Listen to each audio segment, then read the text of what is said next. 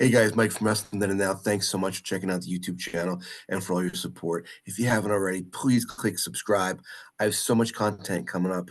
You don't want to miss anything. If you enjoy this video, please give it a like. It really does help my channel grow. Thanks again.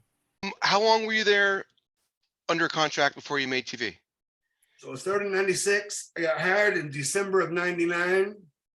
I started on TV in April of 04 or May of 04, April of 04. 4 or 5 years.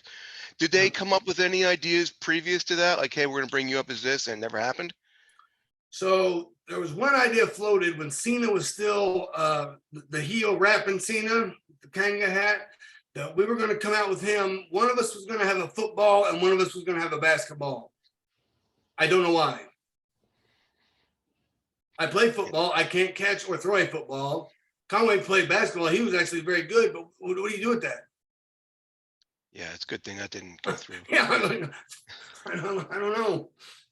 Did you work any live events for WWE?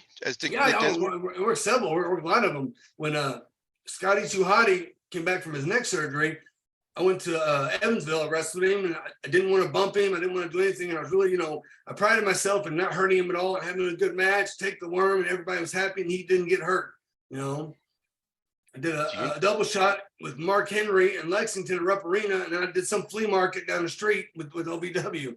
Yeah, I was doing a lot.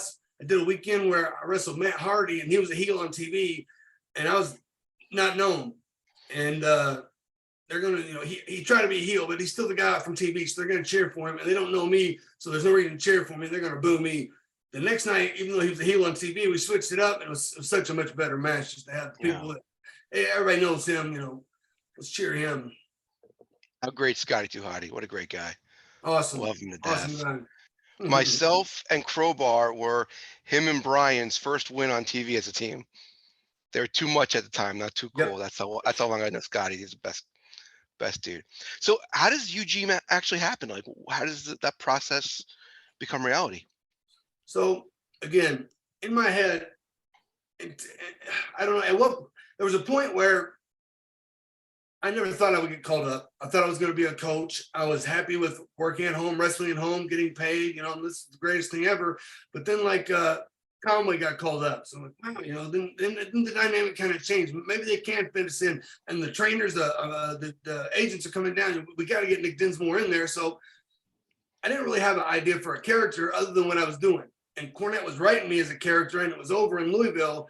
But I see how the just wrestling Nick Dimsmore might not get accepted in WWE right off the bat. It would take a long time, I think, to build that story, and no one either cared or wanted to do that. So I got to a point where I was trying to entertain all the guys in the back by the stuff I was doing wrestling, doing a lot of comedy, and just trying to, still having good matches, still having believable matches, but just trying to make guys laugh and just do stuff, I don't know, just creative and whatnot. But let my hair grow, let my beard grow. At some point in 2003, Rip Rogers, whose son has autism, comes to me and goes, Nick, what about a character that can't really put a square peg in a square hole? He might not be real social, but the minute the bell rings, he can do anything he's ever seen on TV because, he's idiot savant, and pro wrestling is his thing. So I filed that in the back of my head, and a couple months go by, and the agents came down, like Dean, Malenko, Arn Anderson, Finley, and I said the same thing. What about this kind of character? This,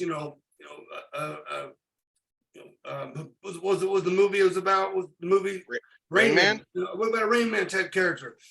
We are more reality based now. Okay, I get it. Agents said we were more reality based, so let some time go on. The writers came down. The writers rarely came down, so get you a little time. So what about a character like that? Vince would never do anything like that. Oh, okay, well, I don't know. So I had seen a lot of guys come down and they would complain. And the next thing I know, they're called up to TV. And I tell the guys that I train, the squeaky wheel gets the oil. So I thought, I had no intention of quitting. I wasn't going to quit, but I told Doug Basham, I think I'm going to quit and try to go to Japan. I had no connection with Japan, didn't know anybody in Japan, I didn't know how to get there, no way. But Dean told, Doug Basham told Dean Malenko tells Johnny Ace tells Vince McMahon, and February 2004, I had a meeting with Vince McMahon in Omaha. Was in the meeting. Stephanie was in the meeting. Vince goes, I want to get back to character-based wrestling. And I hadn't thought about anything about this character for a couple of months. And I really didn't have a character more than just that basic idea. And I spit out the same way I told you. And he's kind of thinking it over. He goes, the Rain Man of wrestling. And then Stephanie McMahon said, yeah, we could do something like this. And Steve Austin was there. I think they were doing they recorded a Saturday Night's Main Event that Austin was on. Walks into Vince's office. Vince goes, Steve, have you ever seen this guy wrestle? He goes, no, I don't think so. I said, well, Nightmare Danny Davis trained me because I knew that Danny and Austin became friends in Dallas. And he goes, well, he's probably one of the best. And Vince's like, all right, then we'll start tomorrow. And we didn't actually start tomorrow, but it was that vote of confidence from Steve Austin, who didn't know me, never seen me wrestle, you know, and that's kind of how it got started. I didn't debut it until April. We did some vignettes at first, and then they just wrote it in. And it was Brian Gerwick, the one who wrote a lot of the Rock stuff. He could write for Eugene. And that was my saving grace, because if you got a good character, but a writer can't write for it, it's useless. I tell all the guys that you got to have some connection that the writer can write up ideas about. And luckily, he could write everything for Eugene. He even wrote a movie for Eugene.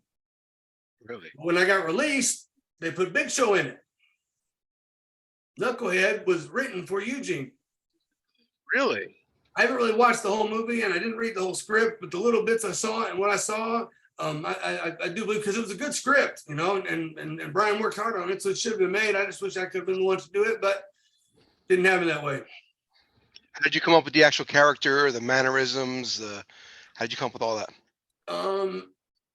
I tried to think about how I would feel about wrestling when I was a kid, how excited I would get, and I would just kind of watch how kids would react to anything, how they react if they're really happy or if they're really sad or shy, or just try to over exaggerate any kind of, you know, feeling that you had.